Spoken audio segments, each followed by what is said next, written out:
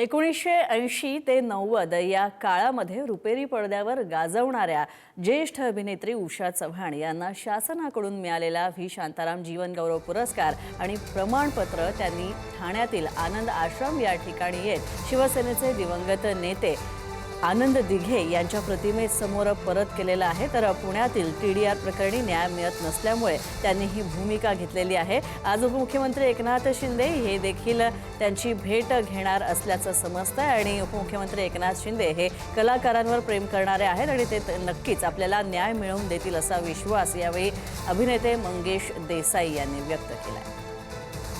त्यांचं निवेदन पण मी तयार केलेलं आहे, त्याशिवाय त्यांना ती रूपरेषा कळणार नाही ना।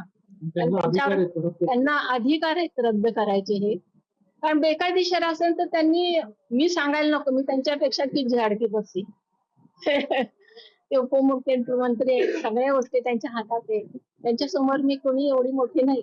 हा, माझी सरस्वती मात्र मोठी, तिच्या समोर कोणी मोठं नाहीये।